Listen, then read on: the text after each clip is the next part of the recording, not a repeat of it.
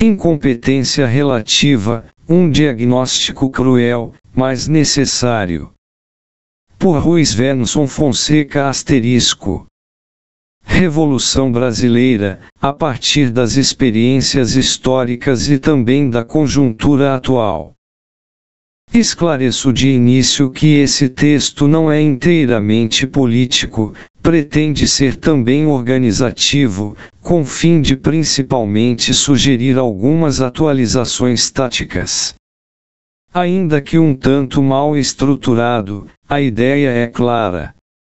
Se leu e não entendeu, por favor tome um copo de água e leia de novo. Isso pode ser um problema de quem está acostumado a textos somente políticos/econômicos, a falta de costume de pensar nos aspectos práticos dos desafios à frente. Considerando que vivemos hoje numa ditabranda, para alguns a palavra certa é democratura, um regime que conserva alguma aparência de democracia por ainda haver eleições, mas restringe fortemente as liberdades democráticas, em especial a participação da grande maioria da população nas grandes decisões de governo, já referido como um estado de exceção permanente. Já há muito tempo a burguesia descobriu que esse regime híbrido de democracia burguesa clássica e estado de exceção é o melhor para os negócios.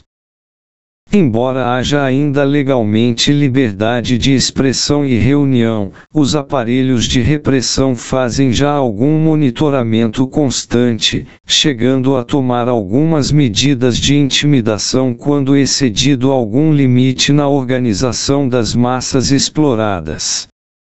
Limite esse que não chega a ser explicitamente definido, por vezes chega a ser considerado subjetivo, existindo apenas na mente das cabeças da repressão. À medida que o sistema político vai perdendo a capacidade de conter a mobilização das classes exploradas, vai adquirindo importância na dominação os métodos repressivos, e com isso a frequência em que teremos infiltrações dos aparatos de repressão nos espaços democráticos, dificultando a capacidade de articulação dos movimentos sociais.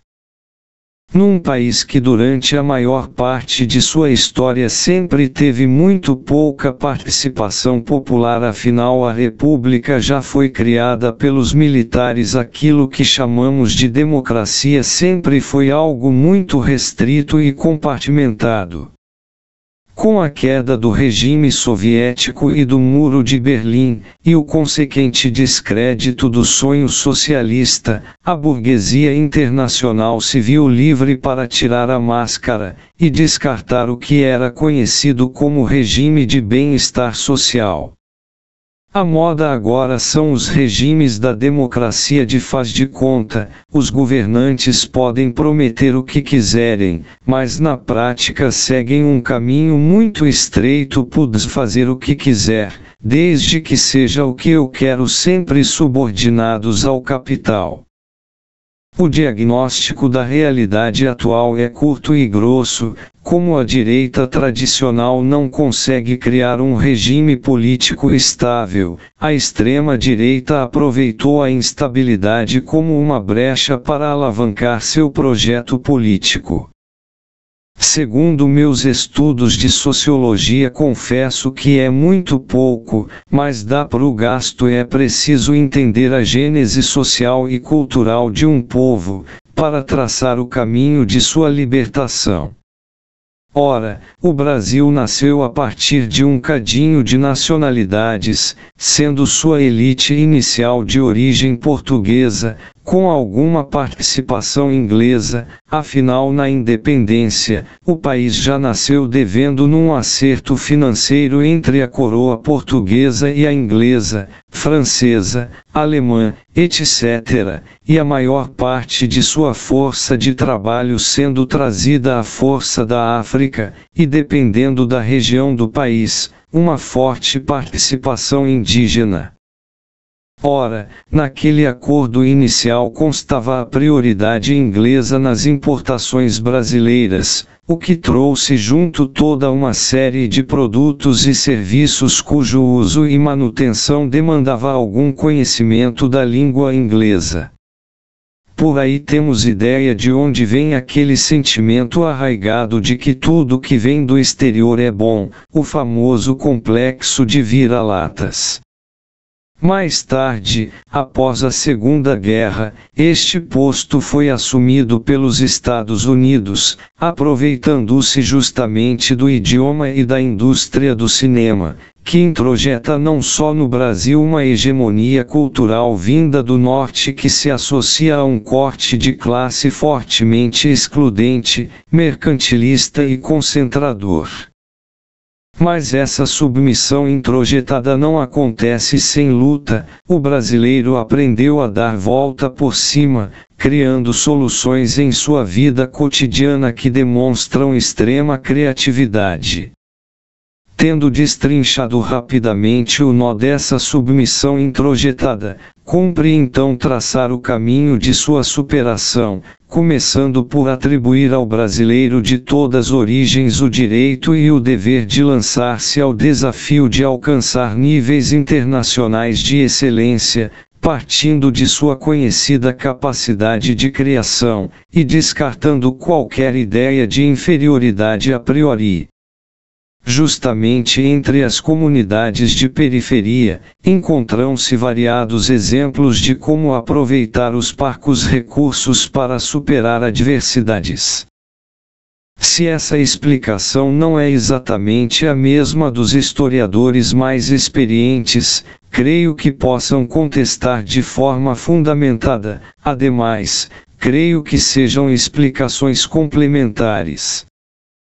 Como complemento deste ponto de vista, destaco que a classe dominante brasileira, ao longo da história, implementou, sob determinação do imperialismo, uma série de entraves ao desenvolvimento do país, favorecendo de formas variadas o grande capital internacional.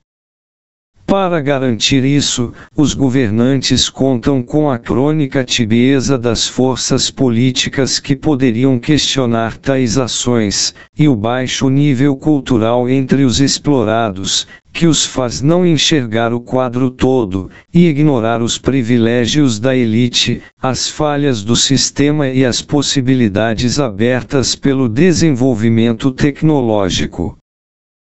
O trabalho constitui um dos elementos essenciais na formação do caráter do ser humano, mais até do que a formação escolar, mas como sabemos, esta se torna em grande parte dos países subdesenvolvidos, de abrangência e profundidade cada dia mais precária.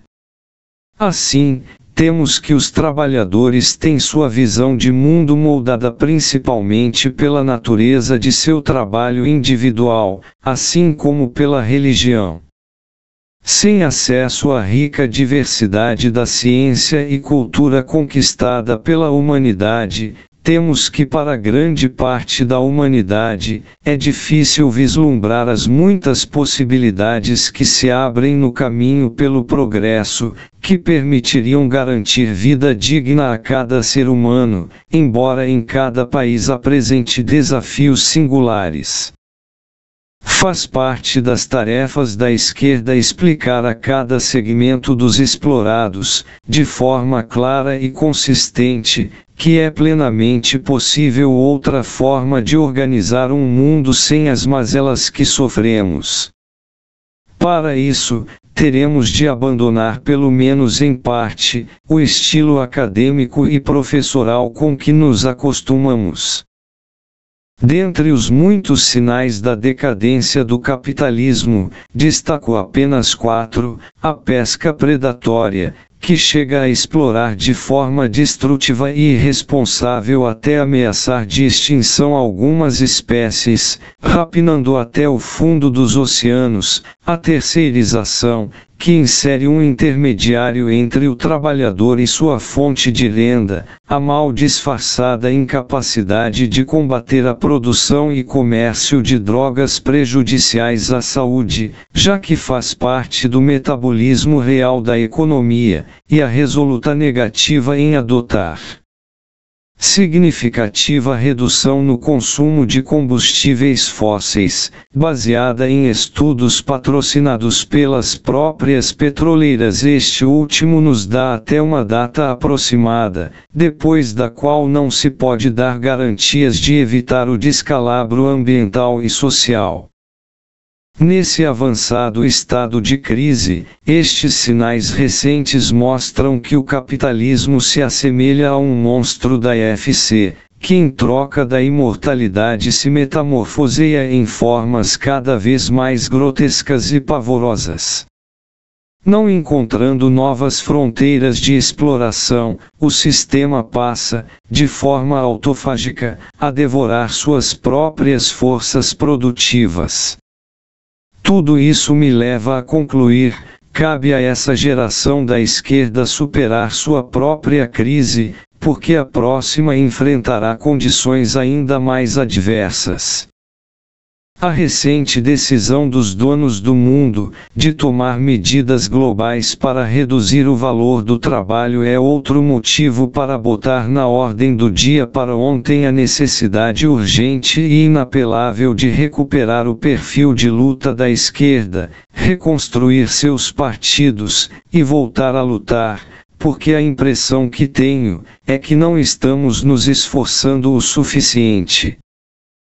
Uma vez eu cheguei a avaliar a história sob um ângulo que misturava determinismo com teleologia. Imaginem que a história tenha armado 2 guerras mundiais e uma violenta revolução social, que seria revertida 72 anos depois, para obrigar o capitalismo a implementar, pelo menos numa parte do mundo, o estado de bem-estar social e a Declaração Universal dos Direitos Humanos, que décadas depois também sofreriam novo ataque, despejando sobre uma geração a nossa responsabilidade de reagir a esse retrocesso global, chegando a uma situação em que um país se arvora sobre os outros em vários sentidos, significando que as lutas de libertação nacional agora são válidas inclusive no que antes era o velho mundo, levando o curso dos eventos a uma nova encruzilhada histórica. Olhando essa evolução de longe, não se consegue imaginar que possa piorar. Já se disse que a história não segue uma linha reta, nem mesmo uma curva harmônica, lembra mais a rota de um animal em fuga, que muda de direção constantemente, e a cada vez as opções se estreitam. Sem dúvida que não há nenhuma inteligência superior governando os destinos da humanidade, mas o curso dos eventos tem desafiado, era após era, a capacidade do ser humano em antecipar as características dos processos em nosso futuro. Nesse, talvez pouco, modesto trabalho, estou tentando fazer a minha parte, tentando enxergar um pouco mais longe, a partir dos ensinamentos das experiências anteriores, na esperança de melhorar as chances de uma solução positiva para o inevitável conflito que virá. O quarto poder, a imprensa, faz parte do regime, manobrando e cultivando a opinião pública segundo os interesses da classe dominante. Quero acrescentar algo pouco considerado: o efeito mistificador da propaganda sobre a classe trabalhadora.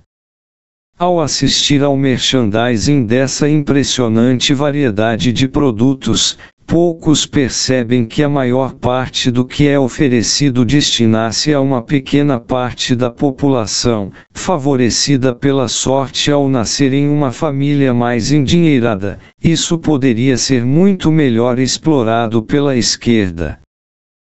Também esclarecer que, ao ser gratuita, a difusão da imprensa aberta tem como clientes não a população, mas os anunciantes, e, é claro, favorecendo uma determinada narrativa, explorando a notícia sempre segundo ângulos que favoreçam os planos dos governos e das elites.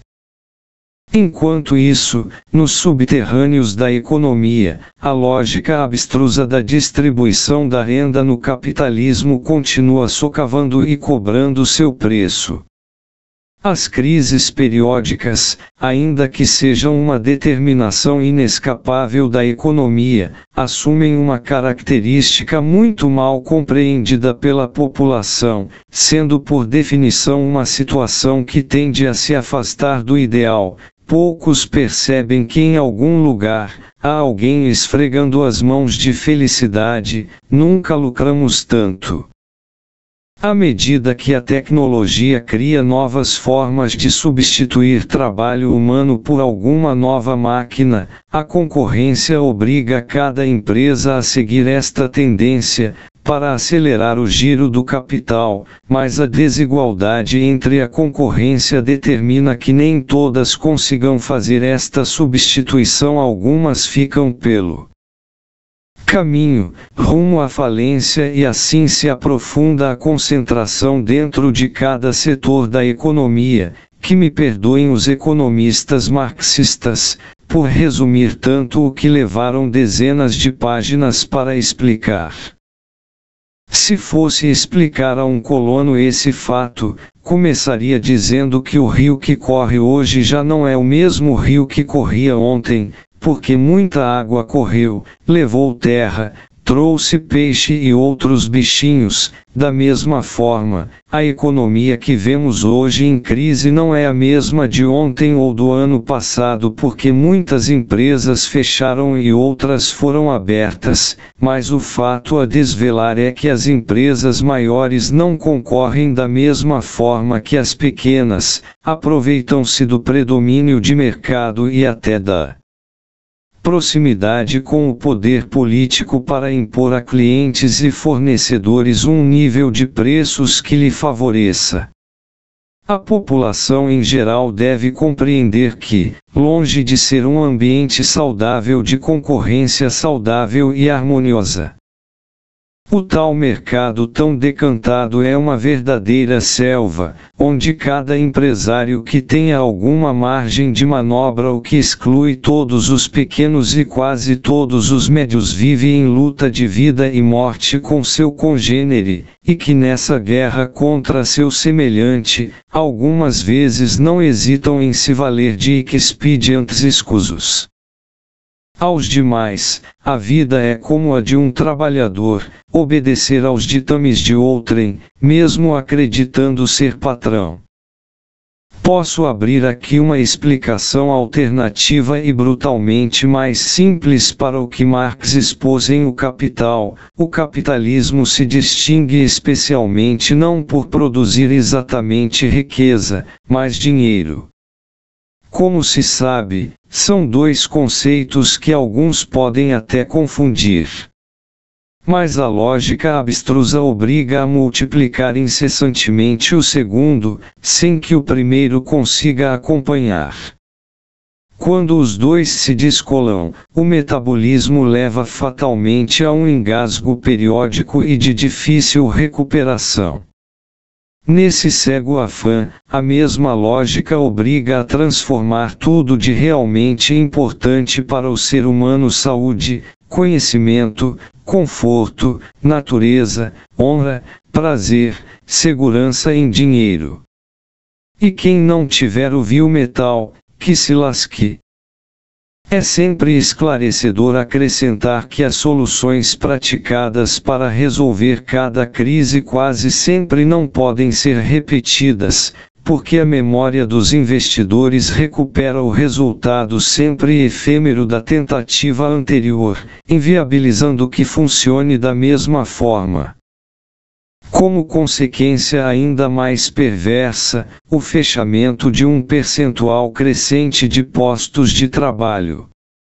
Um olhar mais atento demonstra também uma diminuição relativa e continuada da proporção do mercado interno em relação ao conjunto da sociedade, e até um indicador muito singular e creio pouco estudado, a partir de uma análise estatística, percebe-se haver uma sobreoferta relativa nas camadas mais privilegiadas, em contraste com a suboferta no outro extremo, o que contribui para travar a economia.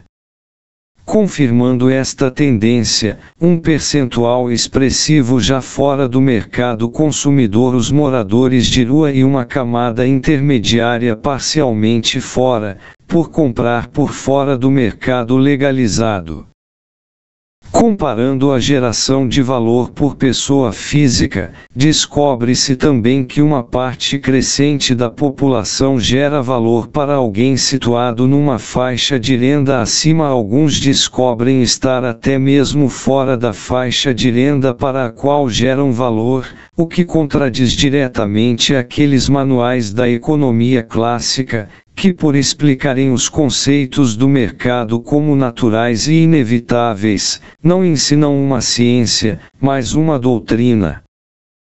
Além disso, neste malfadado país, há mais de um século alguma grande corporação estrangeira decidiu que, ao contrário da maior parte do mundo civilizado, todo transporte de carga ou passageiros teria de ser rodoviário, encarecendo toda a cadeia produtiva para melhor escoar a produção das grandes montadoras. Mais uma prova da absoluta subserviência das elites nacionais aos gringos.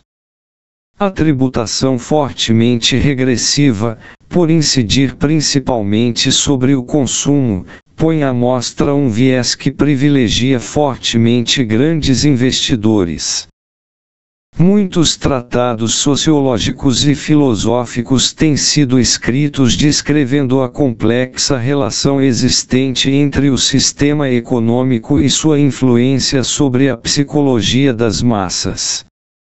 Assim, espero dar minha curta contribuição de novo simplificando a compreensão sobre isso. A solidariedade é o comportamento natural do ser humano. A ideologia da classe dominante consegue corromper esta natureza solidária, instilando sobre o indivíduo de todas as classes o egoísmo. Esta simples constatação vai contra o senso comum, que nos bombardeia de todos os meios, o tempo todo, que o individualismo faz parte indissociável do ser humano. Em outro plano, em uma sociedade em que a maior parte da população tem baixo nível cultural, o treinamento para o trabalho constitui o fator principal que molda a personalidade de quem não tem outras fontes de conhecimento, o que é apenas uma forma mais singela de explicar o que Marx já nos dissera, mas lhe custou uma longa e árida explicação filosófica. Também se depreende de seus escritos, embora alguns leitores não o compreendam, que a sanha desmedida pelo lucro passou a governar com prioridade absoluta as empresas e as nações. Isso recentemente ficou evidenciado pela incapacidade de reagir eficazmente à ameaça global do colapso ambiental. Tolos os homens que pensam que governam, porque o dinheiro é que manda. Mais um sinal dos tempos, o agigantamento do que chamamos de capital fictício. Quantidades monstruosas de capital sendo negociadas eletronicamente, através da internet, buscando valorização. Apurou-se, por exemplo, que em 2015 o total negociado entre instituições financeiras internacionais representava aproximadamente 88 vezes tudo que foi produzido no planeta inteiro. Ou seja, esta turma ensandecida negocia uma riqueza que não existe.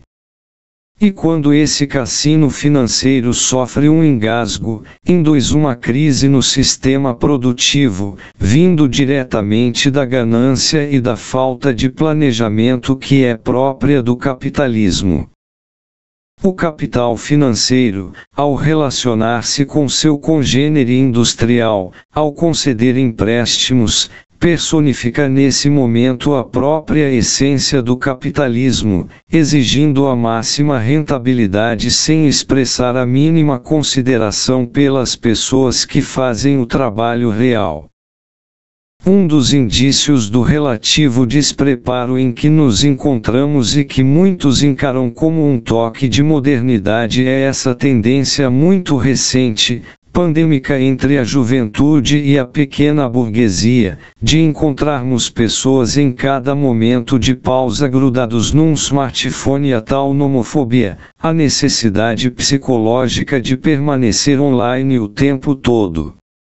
Em cada parada de ônibus, sala de espera, refeitório, sala de aula, e até andando pela rua encontramos pessoas que em outra época estariam conversando, ou refletindo sobre sua realidade, agora dedicam seus poucos momentos livres a assistir e replicar banalidades, boatos e até notícias falsas. Não se trata de saudosismo, mas de uma constatação mais que realista, evidentemente que estarmos conectados de forma prática e barata deveria facilitar nossas vidas, mas precisamos lembrar que o sistema usa toda a informação sobre nossas mensagens e contatos para nos dominar de forma mais completa e abrangente, invadindo nossa privacidade. E até bloqueando de alguma forma as tentativas de organização da classe, afinal mesmo dizendo o contrário, cada rede social é uma empresa privada, onde o cliente não é o usuário, mas o anunciante. Pois vou me dar ao luxo de ser paranoico, em caso de convulsão social, seria inteligente a esquerda contar com outras formas de contato, porque acreditem ou não. Com certeza existe algum obscuro departamento nas entranhas do poder criado especificamente para monitorar a esquerda, e que certamente vai inchar numa escala inédita quando conseguirmos atrapalhar de forma mais efetiva os planos das elites. Outro sinal dos tempos insanos é aquilo que chamam de esporte, 2 dúzias de jovens semi-analfabetos, a tourear uma bola de um lado para o outro, e legiões de imbecis grudados na TV como se fosse a coisa mais importante do mundo. A lavagem cerebral é tão poderosa que tem até militante de esquerda nessa roubada. Provavelmente para os atletas seja a oportunidade de uma vida ganhando pequenas fortunas para se divertir, mas para o público é apenas uma válvula de escape, uma forma que o sistema encontrou para domesticar e imbecilizar multidões, de fazê-los esquecer seus problemas, além de gerar grandes lucros para os anunciantes. Porém, ficar no sofá enchendo as guampas de cerveja torcendo para alguém que nem conhece pessoalmente, eu não chamo de esporte, é apenas mais uma forma sofisticada de lavagem cerebral, para tirar das pessoas o ânimo de lutar. Se fosse esporte, não haveria tantas barrigas pronunciadas, a denunciar falta de exercício. Mesma coisa para as redes sociais, cinema, carnaval, corrida de carros, novelas, etc. Antigamente havia apenas a religião a cumprir esse papel, porém a emergência da Revolução Russa demonstrou que não tinha suficiente abrangência social, então a burguesia tratou de variar e modernizar seus esquemas de dominação. Alguns preferem chamar de aparatos de hegemonia, talvez seja mais apropriado, que estão dando muito certo. Veja-se a apatia da classe trabalhadora frente à queda no nível de vida. O sistema político brasileiro, sem destoar muito do que existe no restante do mundo, é uma mescla bem costurada de balcão de negócios com um teatro bem montado, onde marionetes engravatados da classe dominante, em tom monocórdio e propositalmente maçante de doer, encenam uma pantomima grotesca de troca de favores disfarçada de interesse público. Os parlamentos, prostituídos pelo poder econômico, se historicamente nunca representaram a população, continuam ampliando e escancarando sua absurda falta de representatividade. Quando algum parlamentar tenta alguma medida mais popular, quase sempre resulta de simples interesse eleitoreiro, sem ameaçar a lógica capitalista. Os partidos, verdadeiras quadrilhas, são constituídos predominantemente por aqueles que se especializaram na arte da enganação. Muitas vezes, são chamados para a tarefa celebridades sem qualquer compromisso social. Mesmo entre os partidos da esquerda, é muito forte a pressão para a adaptação ao sistema, onde os mandatos parlamentares se constituem em esferas de decisão autônomas, quase como se o titular do mandato fosse um sócio de uma empresa, em um patamar mais elevado que os outros filiados. Os impressionantes índices de votos nulos e abstenções nos processos eleitorais demonstram a qualquer um com mínimo de raciocínio que a tal democracia representativa não emociona mais ninguém.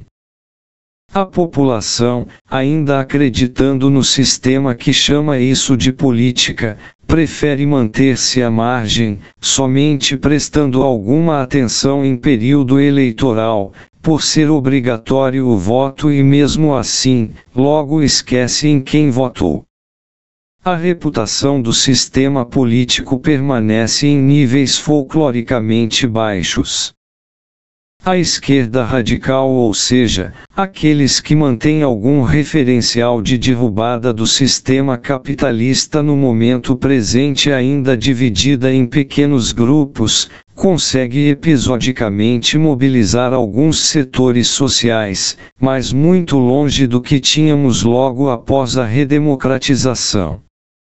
Seus líderes esmeram-se em prognósticos econômicos, caracterizações políticas e avaliações conjunturais, aparentemente sem conseguir perceber a origem de suas debilidades.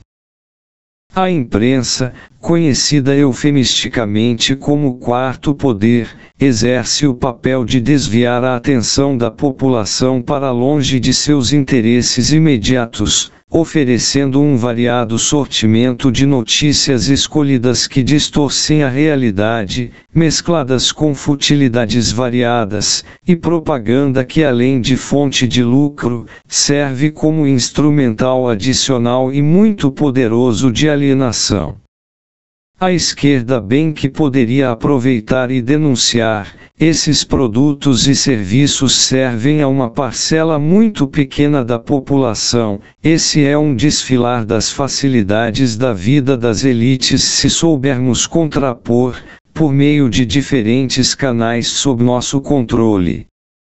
As mazelas das periferias haverá provavelmente um gradual despertar da consciência dessas populações desassistidas, e um correspondente aumento da revolta em relação à realidade.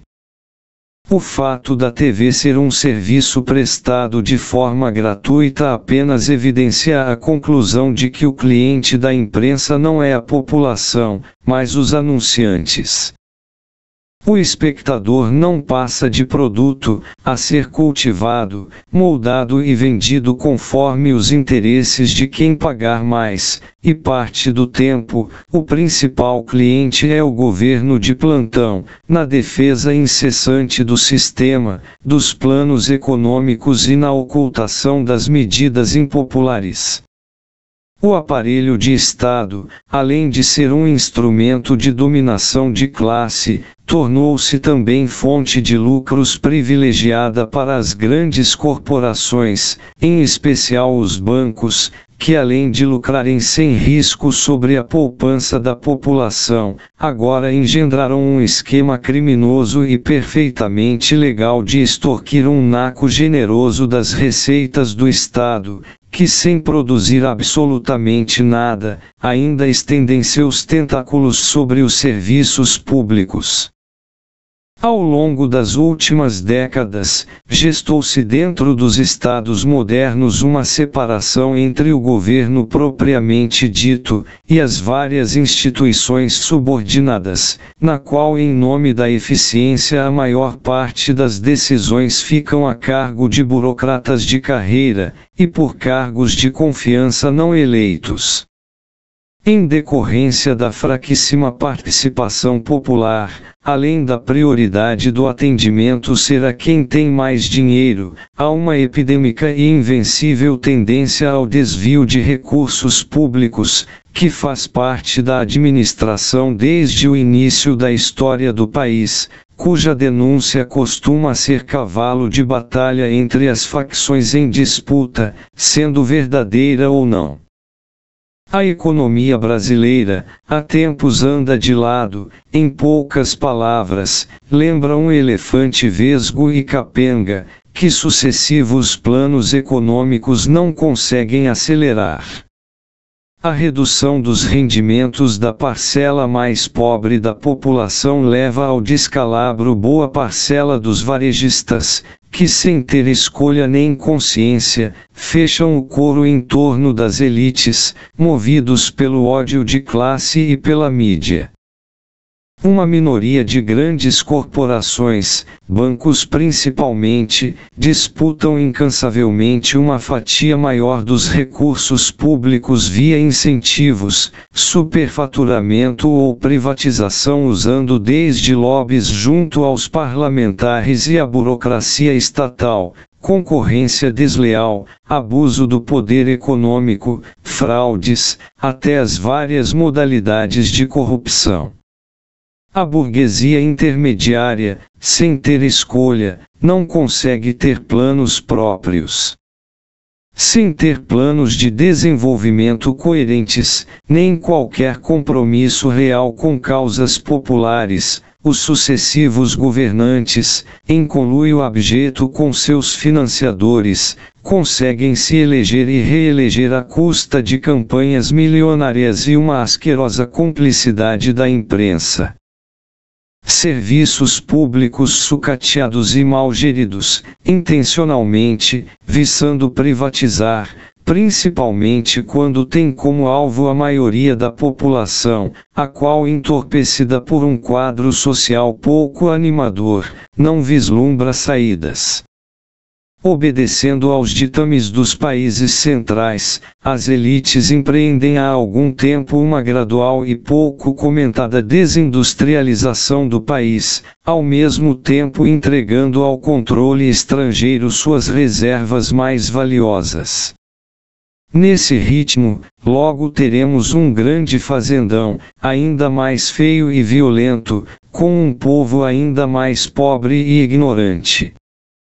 Mais uma pista das tantas mazelas que afligem nosso povo, entre tantas, é o recente e absurdo predomínio das religiões evangélicas entre as camadas populares menos instruídas, além de desfrutarem de uma forte proteção legal, criminalização de qualquer ataque que sofram, isenção tributária, uma complacência mais que suspeita por parte do judiciário. Agora as diferentes igrejas se esmeram em expoliar financeiramente os mais pobres, sem que pareça algo descabido aos agentes públicos a quem deveria caber a proteção dos menos favorecidos.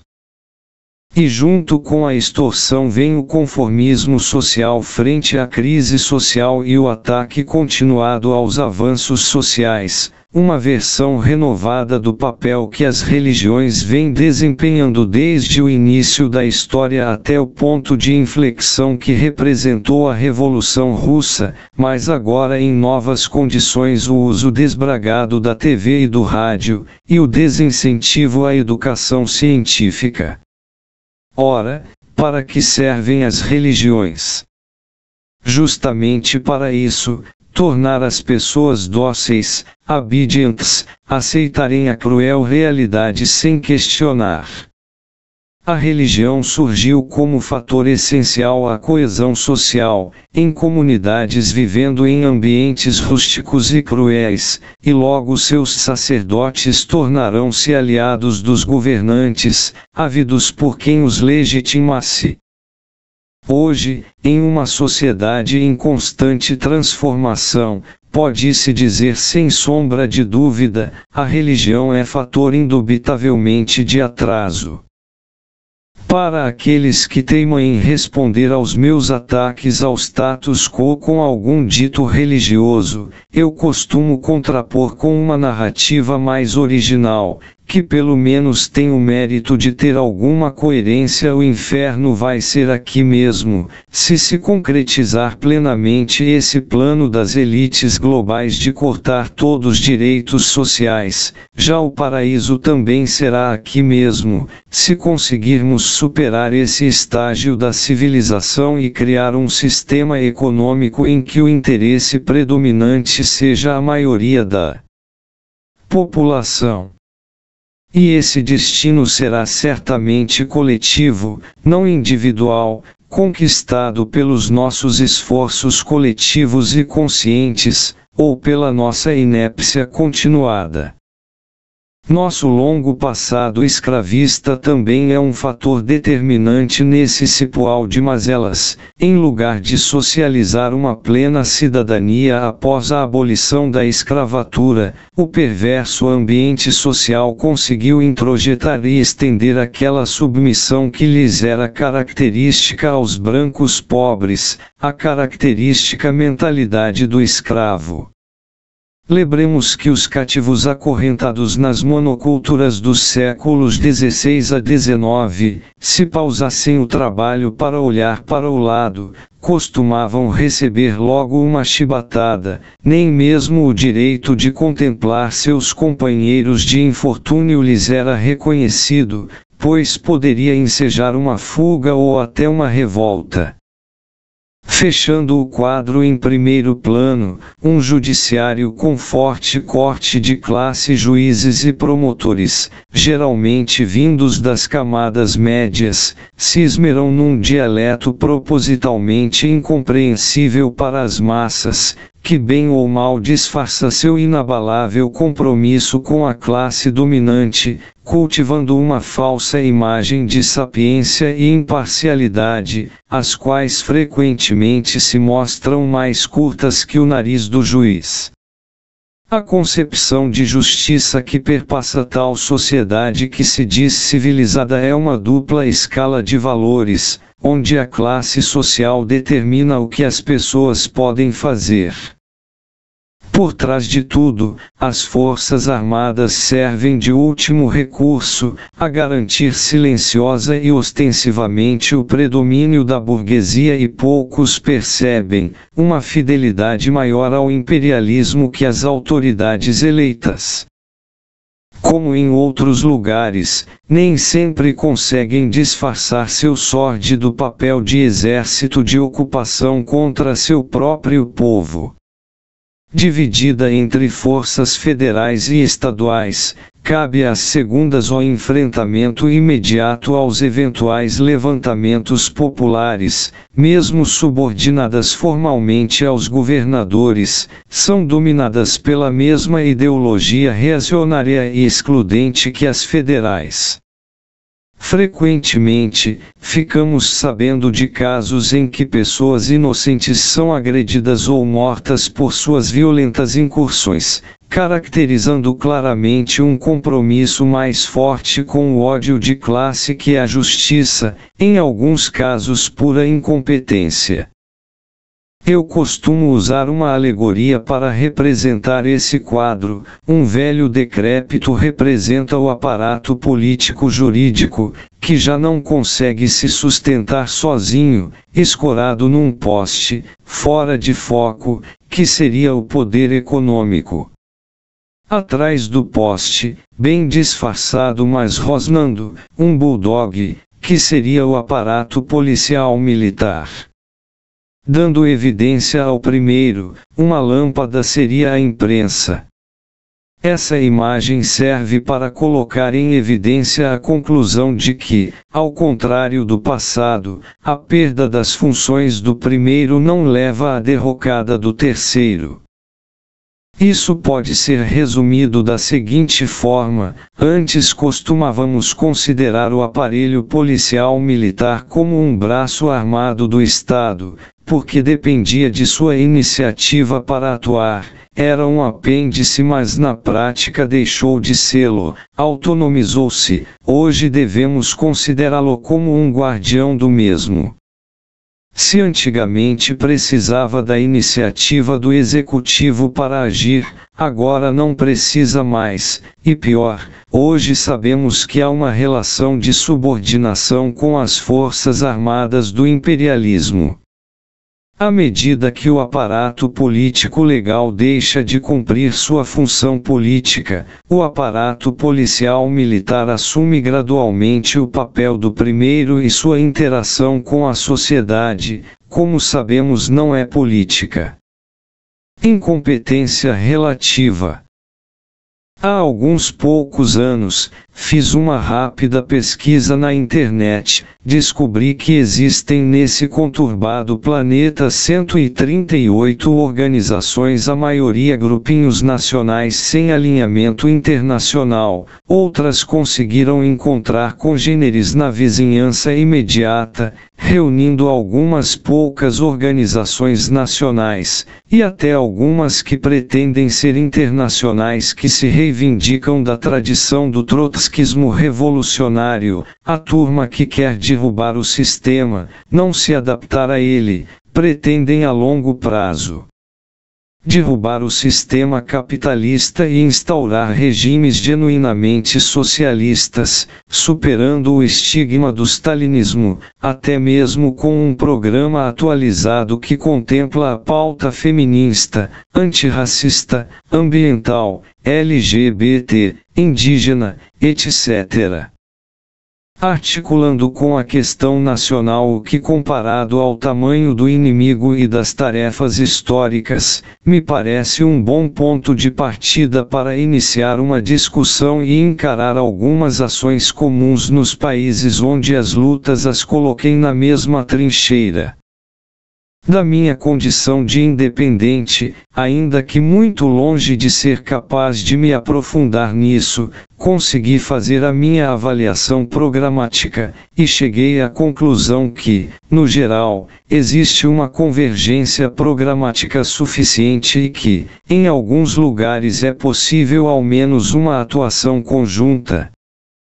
Não precisei de muita experiência para perceber que, dentro desse quadro, o Brasil tem uma posição singular, justamente por seu tamanho. Encontramos aqui representantes dessas diferentes correntes, que compartilham não só algumas frentes de luta como alguns princípios básicos, até participando do mesmo partido, mas que divergem em avaliações conjunturais e estratégias de lutas.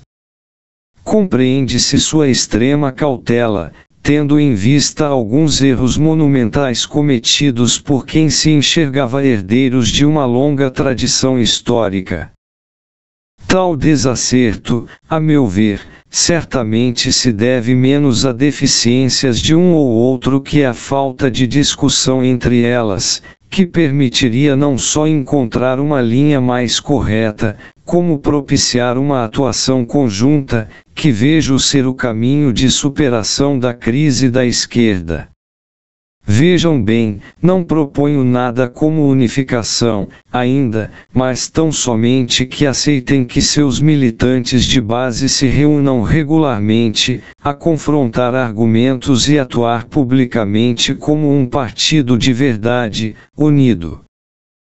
Ora, se realmente está em seu horizonte a criação de uma verdadeira internacional revolucionária, seria de se esperar que tente iniciar um diálogo inicial entre si, algo como um fórum, para encontrar pontos de convergência e talvez num futuro próximo estabelecer um realinhamento programático para talvez, quem sabe, um dia construir uma internacional digna do nome.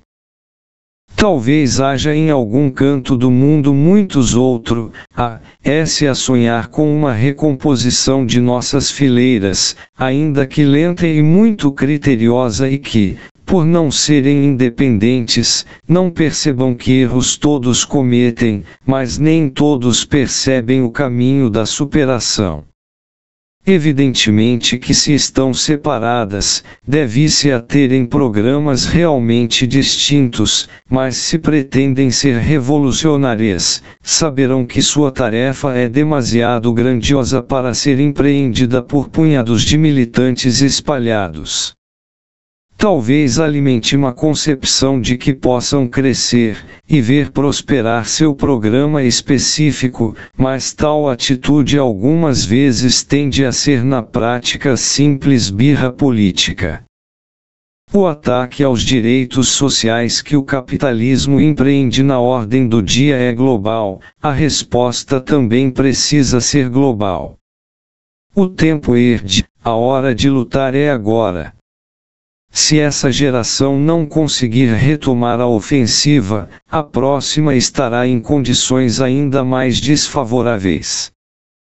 Todos nós, na esquerda, acostumamos a avaliar os potenciais parceiros políticos quanto ao grau de compromisso com a revolução, segundo a clareza de seu raciocínio e os efeitos imediatos de suas políticas.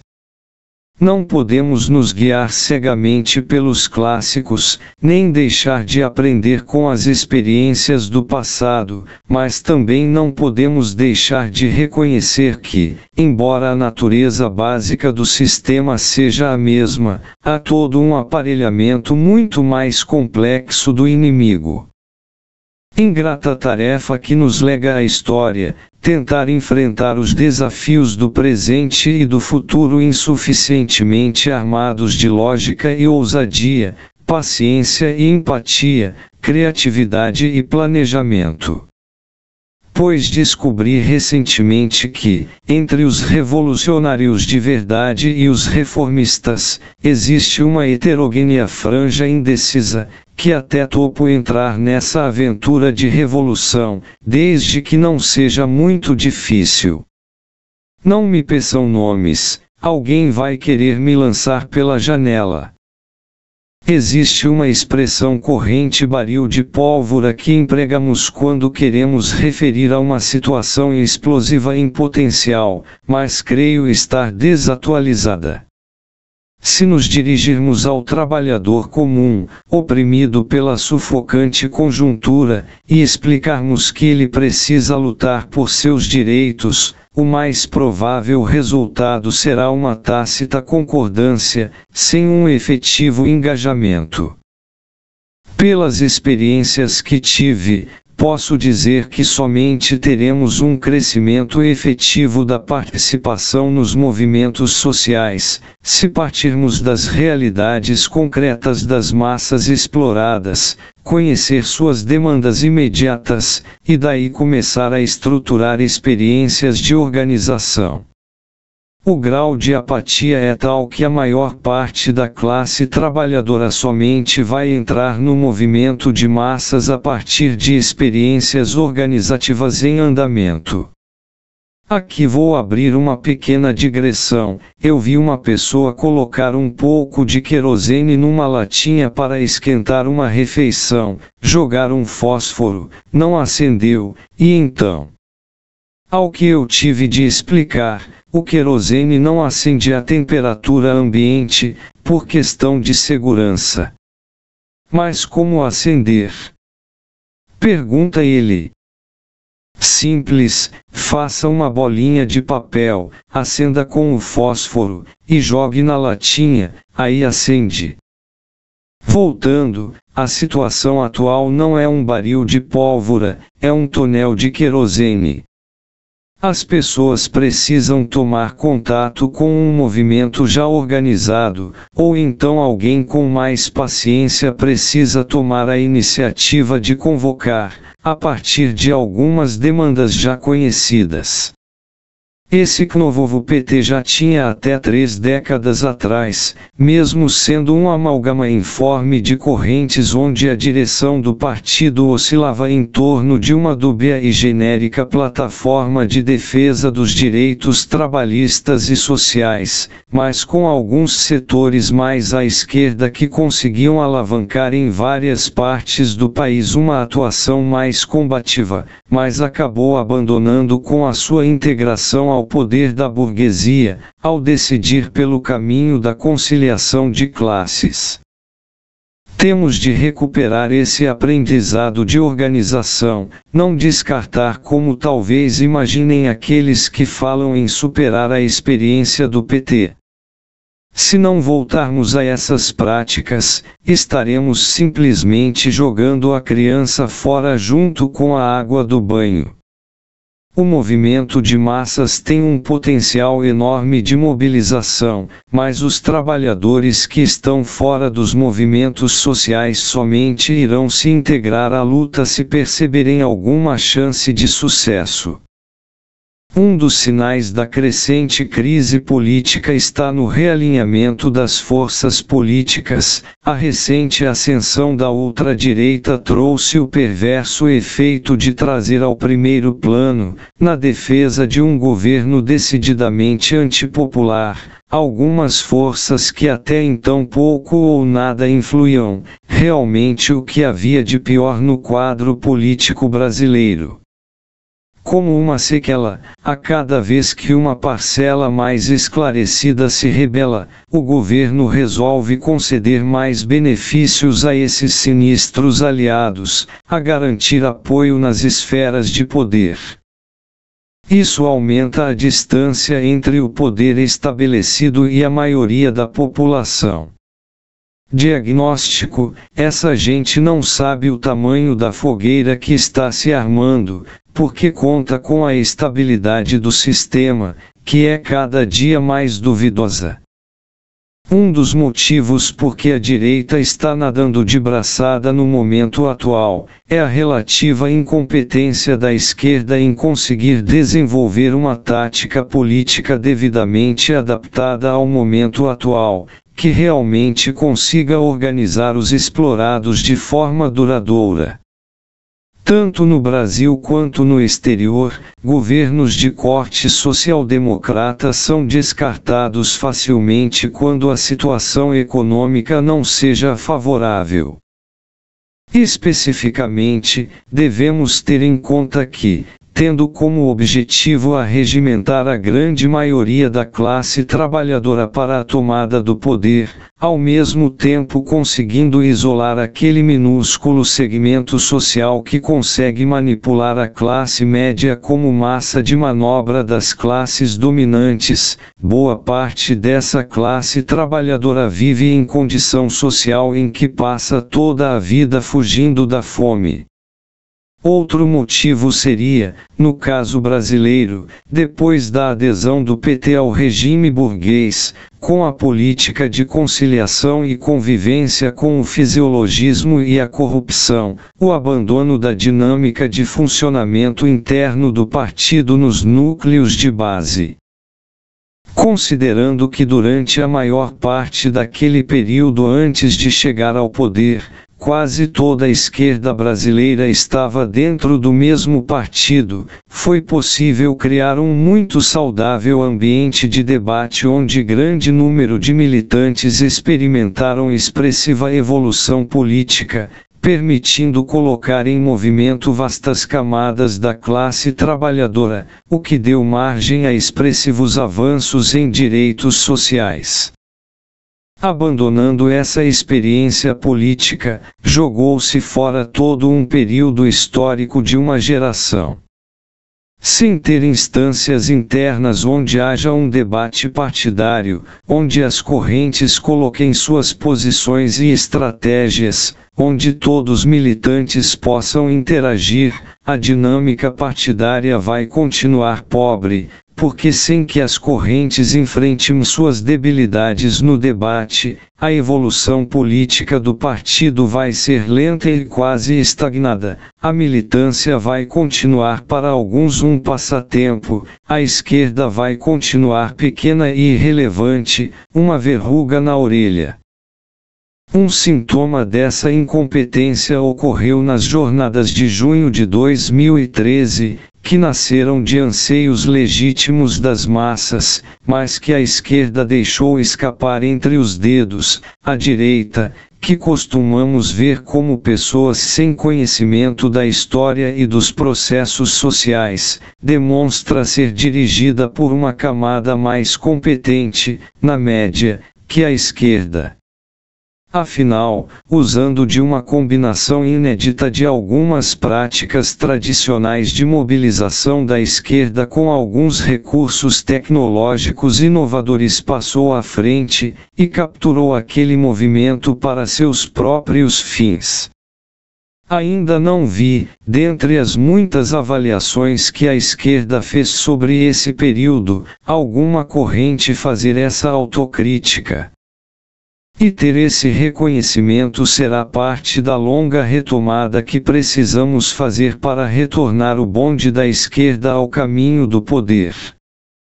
Pode parecer falso que uma explicação tão curta consiga exprimir um diagnóstico realista por trás da nossa indigência política, embora recentemente pareça haver alguma retomada. Na verdade, assumir o fardo de ter deixado passar a oportunidade de retomar a ofensiva demonstra que a verdade fica muito mais difícil de enxergar quando pregada ao nariz, e a ousadia revolucionária nem sempre vem acompanhada da humildade da autocrítica.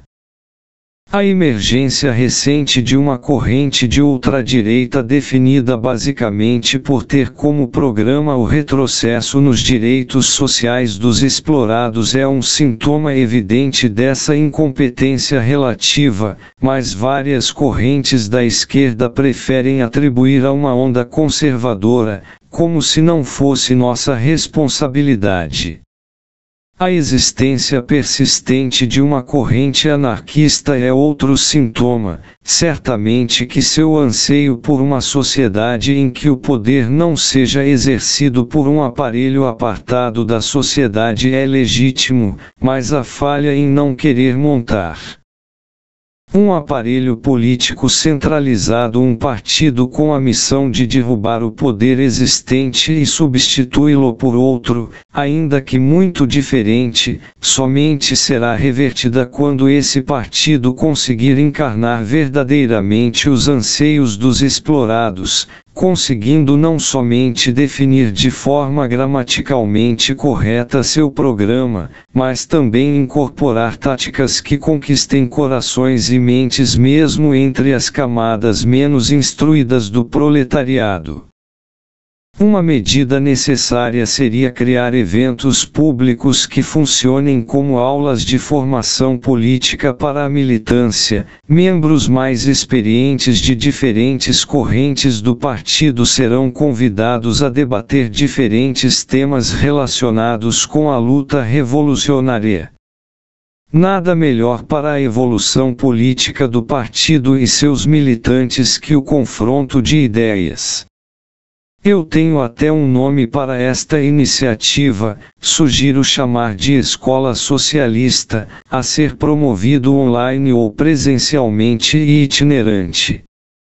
Sei que hoje algumas correntes promovem algo parecido, mas justamente por isso são ponto apenas de propaganda, não de debate. Se forem promovidas pelo partido poderão ter uma audiência muito maior, justamente por haver um contraponto.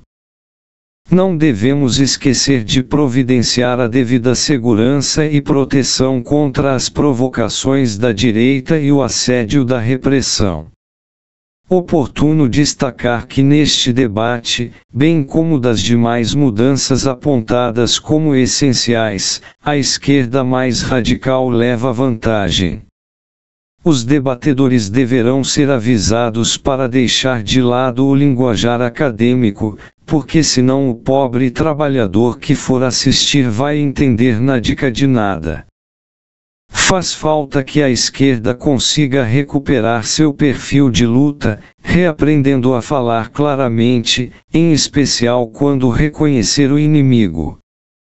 Por exemplo, a direita é constituída por 3 camadas distintas: os muito ricos, que financiam as campanhas, e dão o programa, os setores da classe média, mantidos na linha sendo garroteados pelo dinheiro ou fazendo parte do Estado, mandatários, parlamentares e seus assessores, burocratas em geral, juízes, militares, policiais, economistas, jornalistas, comentaristas, blogueiros, etc., e uma enorme franja de desmiolados, teleguiados pela imprensa e por algumas redes sociais, os pobres de direita. Estes últimos terão de ser disputados politicamente, já quanto à segunda camada, podem ser neutralizados quando, em virtude de seu histórico e da conjuntura, diverjam da agenda principal da burguesia. Outro exemplo: um banco é um ralo por onde escoa parte significativa da renda nacional, e uma grande parte fica entesourada nos cofres, nunca retornando à economia porque na verdade a quantidade de papel-moeda se torna muito maior que a riqueza efetivamente produzida. Tendo se apropriado da parte do leão, os banqueiros conseguiram criar uma espécie de trincheira econômica, em que conseguem se manter separados dos demais segmentos econômicos, a salvo das crises, lucrando como nenhum outro setor mesmo nas piores crises. Por último, existe riqueza suficiente para dar a cada homem, mulher e criança no Brasil e no planeta uma vida digna. Se tem gente passando necessidade, é porque está muito mal distribuída. Gastasse mais com guerra que com saúde e educação. Por aí se vê que mundo essa elite quer construir. Essa mudança de linguagem resulta muito salutar, porque para cada profissional de grau universitário, deve haver uma penca de gente muito longe de entender as leis que governam suas próprias vidas, que hoje confia em explicações religiosas ou metafísicas.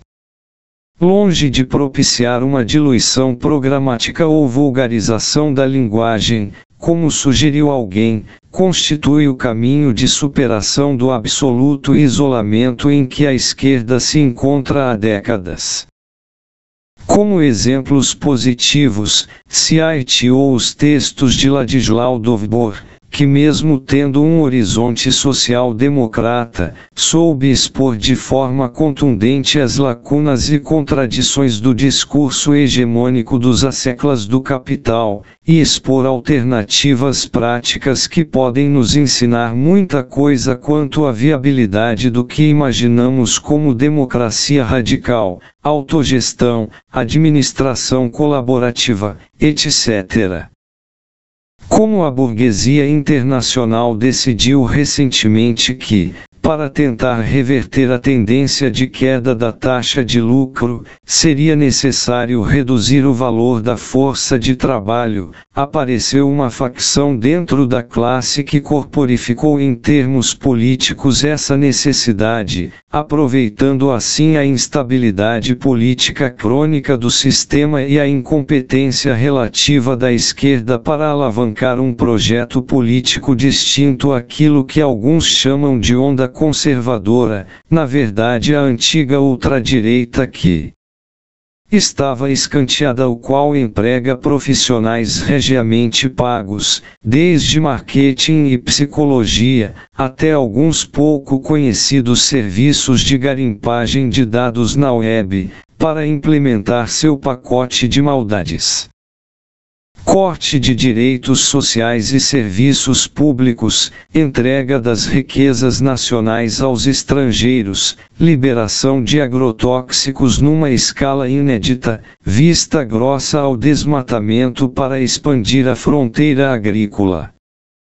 Em face dessa enorme renovação nos esquemas de dominação da burguesia, é necessário atualizar a compreensão da esquerda sobre as motivações das diferentes camadas sociais para aderir aos movimentos sociais, entender que pessoas com diferentes graus de compromisso com justiça social ou com a verdade, tendem a aderir em diferentes momentos à luta social.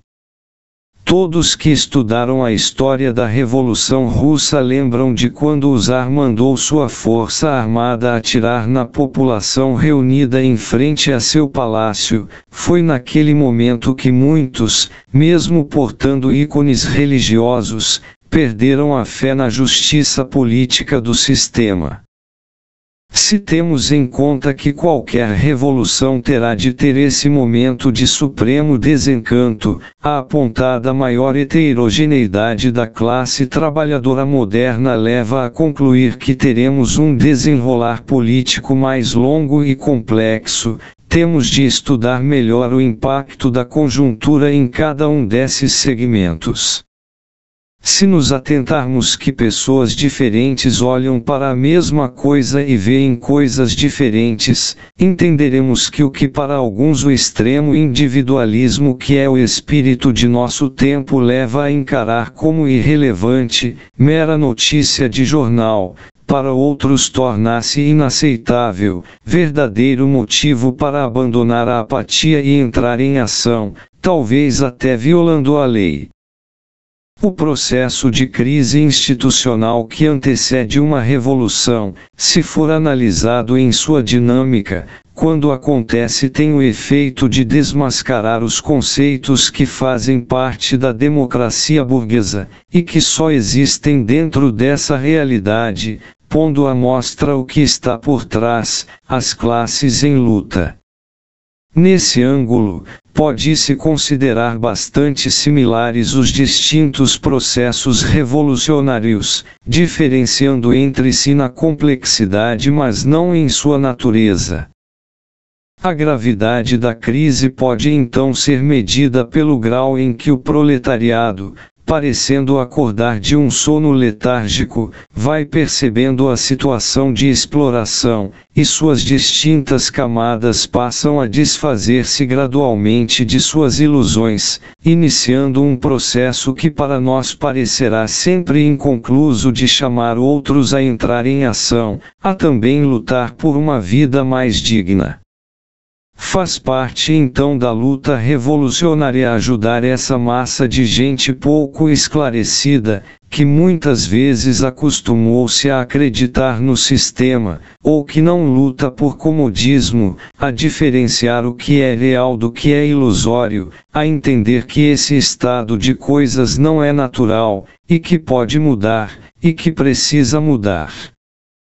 Esse esclarecimento somente terá efeito se partir da realidade concreta das pessoas. Para isso teremos de estudar seu cotidiano, as mazelas que o sistema impõe a cada um, abrindo a caixa preta do metabolismo social e econômico do sistema, de uma forma que as pessoas consigam entender coisa que a esquerda atual parece não estar conseguindo, para falar a verdade.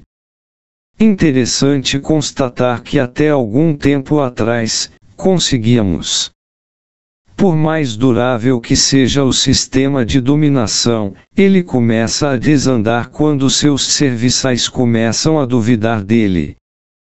Mesmo entre a dita esquerda radical, percebem-se diferentes graus de compreensão quanto aos desafios à frente. Muitos militantes têm a vaga noção de que basta manter-se fiel aos princípios e seguir adiante, a vitória está lá na frente.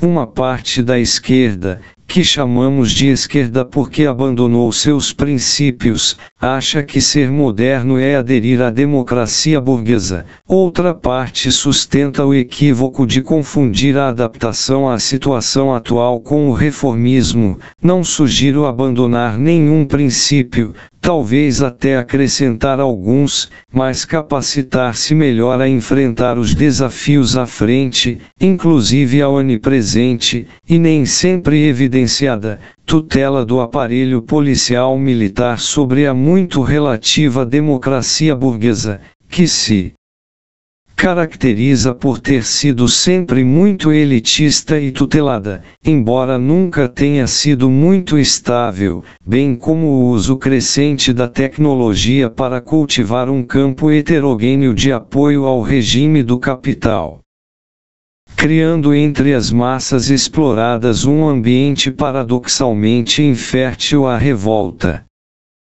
Não se trata de menosprezar a importância da teoria revolucionária, fundamental como sempre, mas de reconhecer que a causa principal da nossa indigência política não reside no campo teórico, está no fato de estarmos relativamente desatualizados em nossas táticas, de termos dado ultimamente 2 passos para trás a cada passo para frente.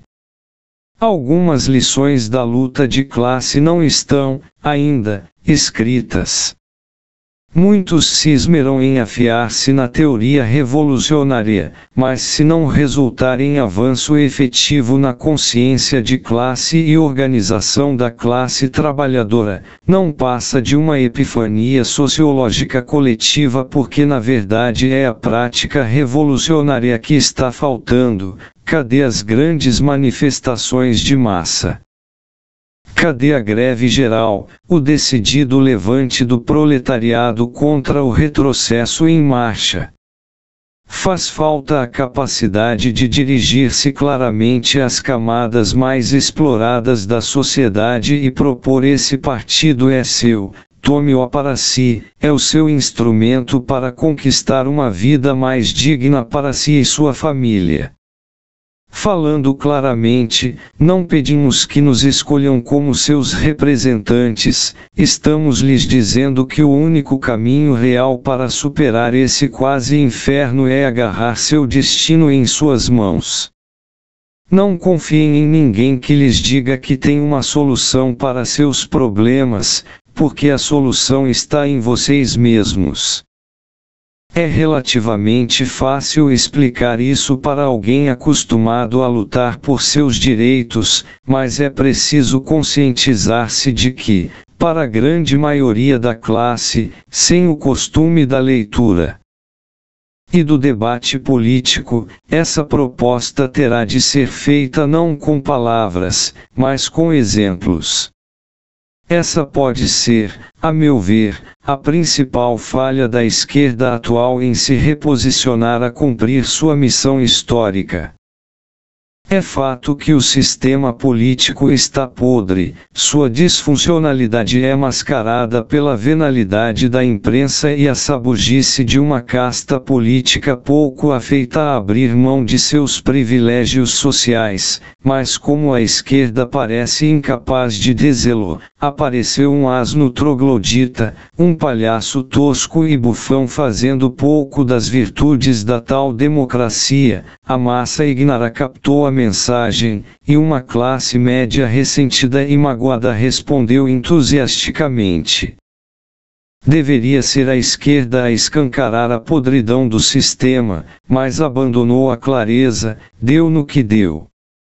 Fato estranho, poucos percebem, mas trata-se de um ego adolescente, tosco psicopata, um espantalho patrocinado pelo sinistro da economia, que é quem pensa nessa quadrilha, foi quem armou o plano todo, até enfiou o boneco no poste, depois chamou o gado para seguir, brandido pela porção mais ensandecida das elites, usado para ganhar eleição com um programa oculto que nunca conseguiria popularidade.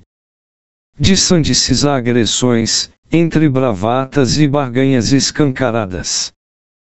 Vai forçando o sistema político numa agenda de retrocessos e ataques a quem o desafie diretamente, que o digam as mulheres jornalistas que tiveram o azar de topar com a criatura. Se não estamos ainda em um regime fascista, percebe-se que faz parte dos sonhos ainda de uma faixa bem delimitada do espectro político, que tomou da esquerda algumas práticas, juntou com alguma tecnologia e técnicas psicológicas muito bem pagas, e agora segue balançando o barco para ver no que vai dar. A direita tradicional, alijada temporariamente do centro das decisões, faz de conta que é do jogo, mas procura alguma forma de reconquistar a posição anterior, sem ameaçar o status quo. Para isso, tenta equilibrar-se entre as várias facções do capital e as muitas correntes políticas penduradas no parlamento, e até pede ajuda a uma parte da esquerda que ainda sonha com avanços sociais. Acordem. Os tempos são de retrocesso, pero em toda la montana subimos, rei uma maneira de descender. E quem quiser arriscar um prognóstico, tome antes uma bebedeira. Assim como não faz sentido disputar hegemonia com a burguesia em seus espaços privilegiados de dominação, esse aprendizado é antigo, também é preciso superar o conceito de continuar limitado às velhas práticas de antigamente. Vejam o dilema: nem adotar as recentes práticas altamente tecnológicas adotadas recentemente pela burguesia, nem ficar atrelado somente às antigas. Nenhum nem o outro, devemos continuar as práticas já consagradas, mas atualizadas para os tempos atuais. Dou um exemplo: o conhecido e inescapável costume de sair à rua arrebanhando gente para protestar contra alguma medida impopular do governo de plantão, pode ser muito mais frutífero se forem promovidas em várias cidades simultaneamente, e compartilharmos em tempo real as imagens via smartphone, tentando criar um evento distribuído, como se fosse uma mesma manifestação, afinal a causa é uma só. Da mesma forma, tentar reforçar a ideia de que, mesmo separados por milhares de quilômetros, somos a mesma classe, sofremos as mesmas mazelas. Imaginem ainda: ponha o telefone ao lado do megafone, o orador de uma cidade, com sotaque de sua região, ler as faixas da multidão e dirigir-se aos manifestantes de outra região. Cada cidade saudando as demais, reafirmando suas palavras de ordem e se reforçando em sua determinação, isso vai dar muito mais ânimo à luta. Na mesma toada, pode-se imaginar que, em manifestações de caráter municipal, em vez de limitar-se a atos somente no centro da cidade, possamos promover vários atos simultâneos a meio caminho entre o centro da cidade e as periferias, tirando assim da polícia a capacidade de isolar as manifestações do público. Percebi que agora as polícias adotaram essa prática de isolar as manifestações, a pretexto de segurança. A maior parte da cidade nem fica sabendo que tem gente protestando. Da mesma forma que os nacionais, esses atos podem enviar vídeos entre si, aumentando assim a força do movimento de massas. Pelas minhas estimativas, talvez uns 4% da população passe pelo centro da cidade. Os eventos distribuídos podem aumentar a visibilidade para quem sabe uns 40 a 50%. Também seria muito inteligente produzir em grandes quantidades aquelas máscaras caseiras contra gás lacrimogênio, feitas com garrafas PET, e distribuir livremente em grandes quantidades em cada ato público. Outra ideia, no movimento pelo transporte público, seria conveniente os militantes se espalharem pelas paradas e passar a colar adesivos na lateral dos ônibus, denunciando o descaso do poder público e seu compromisso com os transportadores privados. Daria um resultado tremendo porque a maior parte da população passaria a tomar contato com o movimento, e a repressão não tem como colocar um policial em cada parada para impedir. Se o inimigo vai usar e abusar da tecnologia, devemos também aproveitar alguns desses novos recursos, ainda que não possam ser nossa principal vantagem, afinal sempre terão muito mais tecnologia que nós. Nessa linha, seria extremamente útil ter à disposição da mídia de esquerda alguns drones, pelo menos um em cada grande cidade, que consiga de forma regular fotografar ou até filmar as manifestações de cima, rompendo assim a relativa dependência em relação à mídia burguesa e à polícia para medir as nossas forças e romper o cerco midiático. Também é fundamental que a militância perceba que o trabalhador comum, quando se integra a uma luta de qualquer natureza, o faz pelos seus próprios motivos, não pelos nossos. Ele não vai se juntar a nós porque precisamos multiplicar nossa militância, mas quando perceber que é o único caminho para conquistar uma vida mais digna para si e para sua família.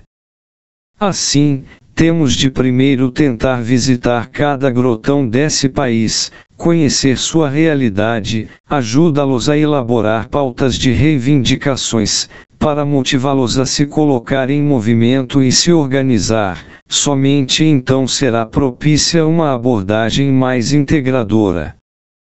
Relacionado com esse último, talvez até mais importante, abandonou-se também a experiência de reunir militantes da periferia a estruturar táticas de luta por aqueles direitos. Justamente nas periferias onde vivem os setores mais precarizados, que podem dar aos movimentos a motivação, número e força. A esquerda somente vai conseguir sair da situação atual de isolamento e paralisia quando se aperceber que quem vai derrubar o regime é quem passa fome, enfrentando até as forças armadas por não ter alternativa, alguém sem automóvel, casa própria ou mesmo um simples telefone celular. Pode parecer bastante fatalista, mas o desespero é o principal gatilho que dará à massa de despossuídos a coragem de superar o medo, desafiar as forças da repressão, derrubar cercas e muros, e abrir caminho para a tomada do poder. Sem agregar à luta essa massa que não tem tempo nem disposição para ler um livro, nem compreende ideologias ou estratégias, a luta política vai continuar dominada pelas figuras do sistema e pela direita, a esquerda vai continuar um feudo ideológico sem conseguir sequer iniciar a disputa pelo poder. Boa parte dos militantes da esquerda nunca visitou uma ocupação de terreno, nunca tentou argumentar com um analfabeto funcional, nunca frequentou a periferia fora dos períodos eleitorais, nunca entrou numa casa feita de papelão e lona, nunca conversou com um morador de rua, nunca visitou uma área sujeita a enchente. Talvez imaginem possível realizar a mítica revolução sem povo.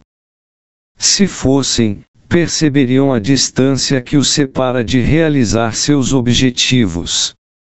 Deveríamos ter táticas para disputar essas pessoas em situação de pobreza extrema, afinal são depois da classe média, os mais fáceis de serem recrutados pela direita para agredir a esquerda nas manifestações, com a possível ascensão do fascismo.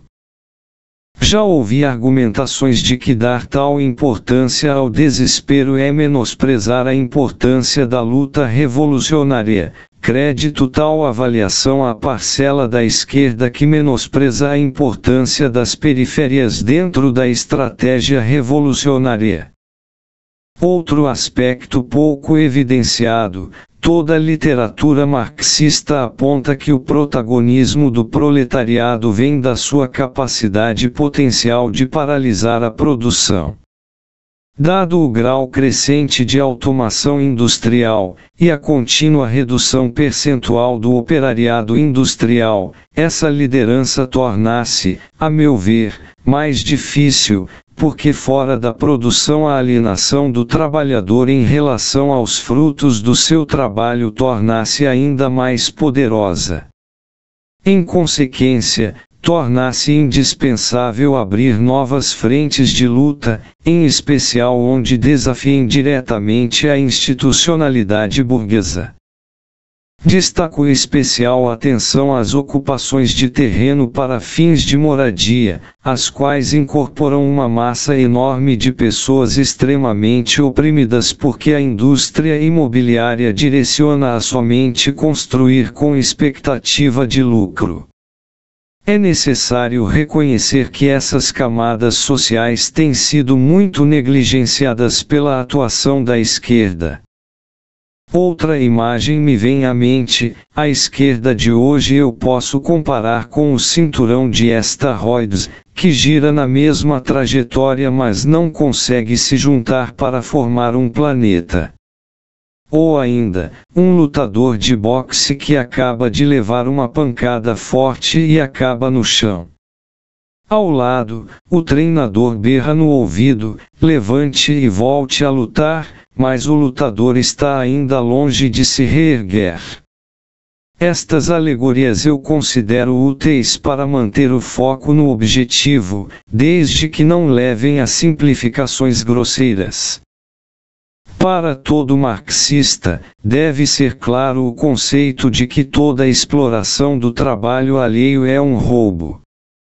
Logo, segue-se que a divisão internacional do trabalho significa na prática um roubo associado, em que um parceiro estrangeiro usa o aparato legal das relações internacionais para assegurar para si a parte do leão na divisão dos frutos do roubo à classe trabalhadora. Ora, em qualquer roubo, qualquer participante nunca vai pensar em trair seus parceiros, assim se explica a absoluta covardia das burguesias locais em enfrentar essa divisão dos lucros. Claro que existem alguns exemplos à regra, geralmente acabam mortos ou sofrem perseguição política, existirá sempre a ameaça onipresente da denúncia por corrupção, verdadeira ou falsa. Tenho convicção de que quando houver enfim a vitória do Partido Revolucionário, essa ocorrerá não sobre um Estado aparentemente democrático, mas um Estado policial militar, em que a burguesia recorrerá frequentemente a iniciativas praticamente fascistas, processos judiciais sem os devidos direitos legais, perseguições, agressões em ambientes públicos, etc. Atente-me para o fato de que as elites só têm apreço pelo sistema legal enquanto lhe convém, conforme vimos no filme argentino O Segredo dos Seus Olhos. Quando ameaçada em seus planos, a elite não hesita em recorrer até mesmo a assassinos confessos para perseguir a esquerda. Mesmo entre aqueles que portam uma arma por fazer parte do aparato de repressão, muitos adotaram a carreira não por se identificarem com a prestação de serviço público, mas para poder manusear uma arma sem incorrer em penas. Se não estivessem ali, podemos ter certeza de que provavelmente estariam do lado do crime. Aliás, não é incomum que incorram em crimes mesmo estando a serviço do Estado. Frequentemente vemos notícias em que agentes armados incorrem em abusos de autoridade, ou até compactuam com o crime organizado. Mesmo entre a magistratura, desvios de conduta tendem a ser ignorados quando o corte de classe assim o determina. Para retomar a iniciativa e superar o avanço da direita, será imprescindível retomar a organização em núcleos de base. Dica: começar a partir da lista de filiados do partido, e um decidido processo de capilarização entre as periferias. Parece haver entre as correntes da esquerda o receio de perder militantes para as outras correntes.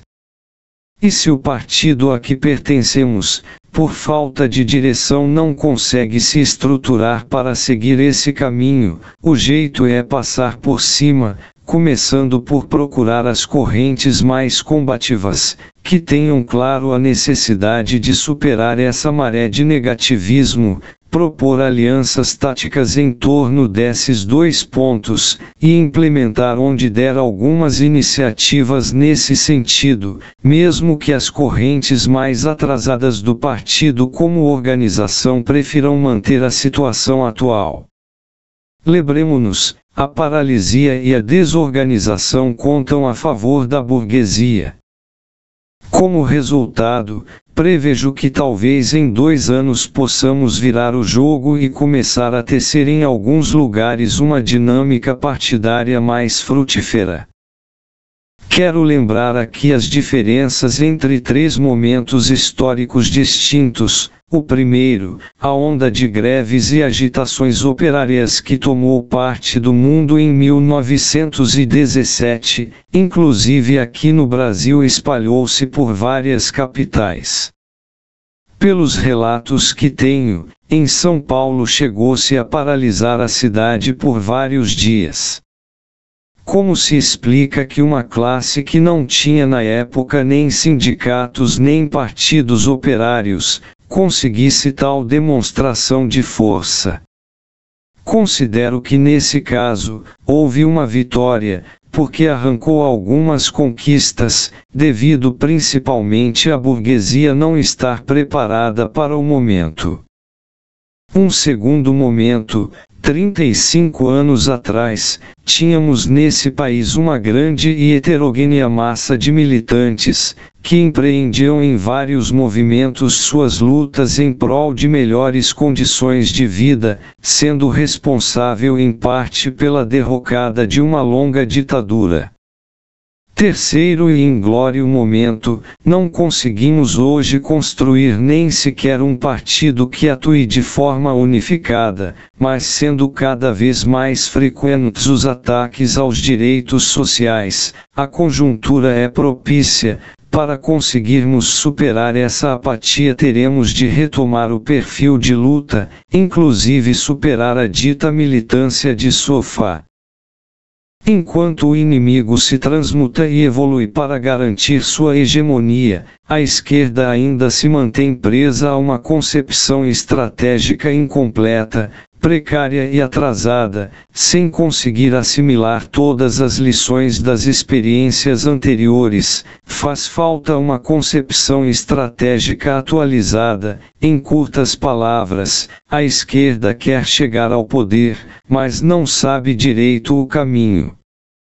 A julgar pelos fatos mais recentes, a maior parte da esquerda cultiva a impressão de que as coisas irão se definir melhor conforme a aproximação de uma crise revolucionária. Parece existir um vago conceito implícito de que será suficiente não ceder aos desvios reformistas que tudo se resolverá, como se a vanguarda não conseguisse chegar a todas as conclusões de seu raciocínio, como se chegar ao poder fosse simples questão de conseguir maioria numérica, um vestígio de reformismo, quem sabe. Analisando sob um corte histórico, prevejo que, comparando a sociedade atual em diferentes países, e um olhar especial sobre o modo de vida concreto das diferentes camadas sociais, o fator tempo será um diferencial maior que as diferenças entre os países na determinação da dinâmica dos processos revolucionários. Dito de outra forma, o capitalismo, em seu afã de criar um grande mercado mundial e globalizado, trouxe as realidades locais muito mais próximas umas das outras do que havia quando ocorreram outros processos revolucionários. Assim, pode-se dizer que também os futuros processos revolucionários, quando ocorrerem, terão uma dinâmica menos desigual, já que as realidades locais são muito mais similares. Um dos fatores que certamente contribuíram para a vitória da Revolução Russa seria a relativa desorganização da burguesia, por estar fora do aparelho do poder e somente ter dominado por um curto período, sem tempo suficiente para criar instituições de fomento à sua consciência de classe, como existem hoje os think tanks que funcionam por trás dos partidos da burguesia. De criação relativamente recente, estes estranhos organismos funcionam longe dos olhos da opinião pública, escondendo-se atrás de palavras vagas, tais como defesa do ambiente democrático, promoção da competitividade e outros apanágios vazios. Também chamados de aparelhos de produção de consenso, conseguem se manter relativamente alheios à investigação jornalística, lançando mão até mesmo de perseguição contra curiosos. Afinal, até mesmo a imprensa está a serviço da burguesia. Dessa constatação, segue-se a conclusão de que no estágio atual de desenvolvimento do capitalismo, a resistência do regime político que serve ao capital revela-se muito menos propícia ao colapso tal como vimos em situações anteriores. Uma classe burguesa muito mais integrada e consciente de seu papel na sociedade, resulta em ter uma estratégia de predomínio mais eficiente a longo prazo. Lançando mão de várias estratégias de cooptação, consegue recrutar os melhores cérebros entre a pequena burguesia e até mesmo entre as camadas menos privilegiadas do proletariado, criando uma franja reformista dentre os dominados, pessoas que se vendem em troca de migalhas. O que de forma alguma afasta a necessidade de derrubá-lo, mas leva a concluir pela necessidade de uma estratégia mais elaborada e consequente para que se realize. Junte-se a isso uma redução significativa do peso do operariado industrial em relação ao conjunto do proletariado, fruto não somente do aumento da produtividade, mas também de uma recente desindustrialização do país, e uma extensa franja de situações profissionais intermediárias, em que o trabalhador vê a condição de seu trabalho colocá-lo em relativa oposição ao trabalhador comum, vendedores informais, ambulantes, autônomos, pejotistas, em que juridicamente o trabalhador tem que se transformar em empresa individual para poder trabalhar, corretores, uma grande variedade de profissionais liberais, etc. Uma estatística recente aponta que atualmente metade da classe trabalhadora trabalha em atividades fora de alcance da atividade sindical, o que nos leva a concluir pela necessidade de criar formas semilegais, ou até ilegais de abranger parcela expressiva desses que entendam sob a solidariedade da classe uma tarefa essencial se quisermos reagir ao relativo atraso da esquerda em sua atuação em comparação à direita.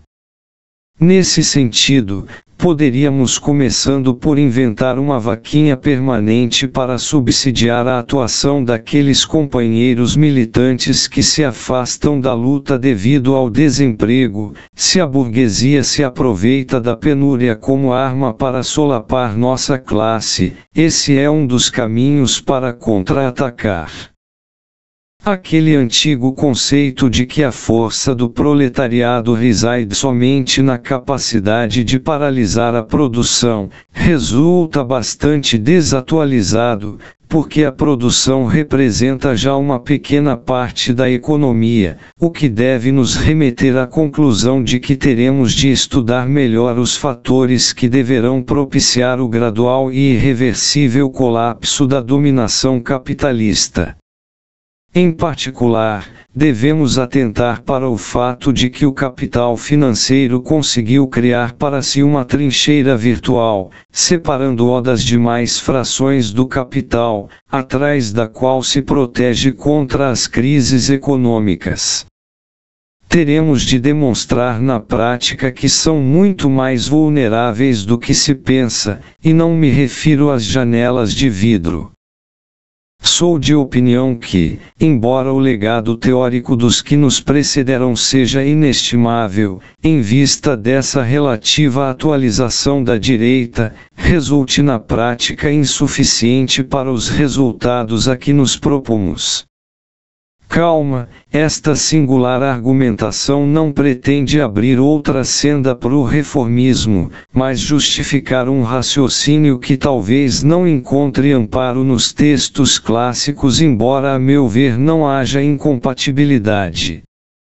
De acrescentar mais alguns ensinamentos, que pretensão, que seriam uma extensão lógica de uma teoria que será sempre imperfeita e inacabada, necessitando sempre de uma comprovação prática. Tenho lido alguns textos que, tentando justificar a incapacidade de prever o desenvolvimento dos fatos, apelam para situações sui generis a esse respeito. Pondero que a história não segue regras, ela as cria. Todo esse legado teórico, que tanto prezamos, vem a ser uma tentativa sempre imperfeita de interpretar os fatos e deduzir leis históricas, algumas das quais podemos ainda vir a descobrir. Como disse alguém, o caos é o nome que damos a uma ordem complexa demais que não conseguimos interpretar inteiramente. Bem que eu desejaria poder expressar esta soturna avaliação em palavras mais amigáveis, de forma menos agressiva, mas confesso ser falta de prática. Somente recentemente me forcei a abrir uma original linha de interpretação, por não ver mais ninguém que perceba esse ângulo da questão. Inclusive estou agora independente, sem ligação com qualquer organização justamente por causa disso. Mas, talvez esse meu lado casca grossa seja minha parte mais autêntica. De certo, esse destrinchar soturno há de soar estranho aos afeitos a teses acadêmicas e arrazoados filosóficos, mas é um chamado à luta que pretende superar essa mórbida realidade. Se ninguém se dispor a fazer o papel de pimenta na sopa, a mesma vai continuar insossa e rala, não vai sustentar a luta. Mas somente após conseguir criar um partido que atue de forma unificada, retomando a mobilização das massas, inclusive das periférias onde vivem as camadas mais pauperizadas, tarefa na qual estamos já bastante atrasados, será possível passar ao próximo nível de organização. Isso porque tal preparação não poderá ser empreendida por um pequeno grupo isolado, além de exigir recursos humanos e materiais de que não dispomos. Uma iniciativa isolada certamente seria motivo para ainda maior fragmentação. Mas nada nos impede de ir já pensando nas possibilidades. Nota: Ruiz Venson Fonseca é militante social, com graduação em Conhecimentos Gerais, mestrado em Gambiarra, doutorado em Sustentabilidade, Ecologia e afins, inclusive na singular arte, pouco apreciada por aqui, do subfaturamento, a arte pouco praticada por aqui de realizar projetos custando muito menos do que seria o normal. Sigo tentando lançar uma luz sobre o lado prático da luta pela tão sonhada e decantada